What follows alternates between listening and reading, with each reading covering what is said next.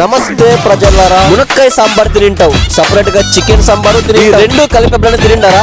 రెండు కలిపి అంటే ఆ సాంబార్ ఈ సాంబార్ ప్లేట్ లో పోసుకునేది కాదు, రెండు కలిపి చేసి ఈ కొత్తగా అనిపించే మునక్కాయ చికెన్ ఎట్లా చేయాలనో చెప్పేస్తాను. కందిపప్పు వేయకుండా మునక్కాయ సాంబార్ చేసినట్లే, కందిపప్పు బదులే ఈ చికెన్. ఫస్ట్ అయితే అల్లం తెల్లగడ్డని పేస్ట్ చేసుకునేయాల, దాంతో పాటు ఎర్రగడ్డలు పచ్చిమిరకాయలని పొడి పొడిగా నజ్జుకొట్టేసి దాంతో పాటు టమాటాలు కూడా మొత్తం దీంతో రుబ్బుకొన్నాక లేత మునక్కాయలు ఒక 3 మునక్కాయలు కోసుకుని ప్రాసెస్ అంతా చికెన్ ఫ్రై చేసినట్లే ఉంటుంది. కాకపోతే ముందుగా పెనంలో నూనె పోసుకుని ఎర్రగడ్డలు పచ్చిమిరకాయల పేస్ట్, దాంతో పాటు అల్లం పేస్ట్, కొంచెం కాగిన తర్వాత టమాటా పేస్ట్ కూడా, పచ్చి వాసన పోయినాక మునక్కాయలు వేసిన వెంటనే చికెన్ రెండు సేమ్ టైం లోనే ఉడికిపోతుంది. ఒకటి లేట్ గా వేసినా ఇంకోటి ఉడికలేదు. ఉప్పు, కారం, ధనియాల పొడి, దాంతో పాటు చికెన్ మసాలా, గరం మసాలా మొత్తం ఒకేసారి వేసి ఫ్రై చేసి 10-15 నిమిషాలు క్లీన్ గా ఉడికిన తర్వాత మునక్కాయలతో కూడిన చికెన్ సాంబార్ అయితే రెడీ అయిపోతుంది. సాంబార్ ఉడుగ్గా ఉన్నప్పుడు సిద్ధనంలో వేసుకుని మునక్కాయల ఫ్లేవర్ తో చికెన్ సాంబార్ అయితే సూపర్ గా ఉంది. నచ్చితే మీరు ఒకసారి ట్రై చేసి ఎట్లుందో ఒకసారి కామెంట్ చేయండి.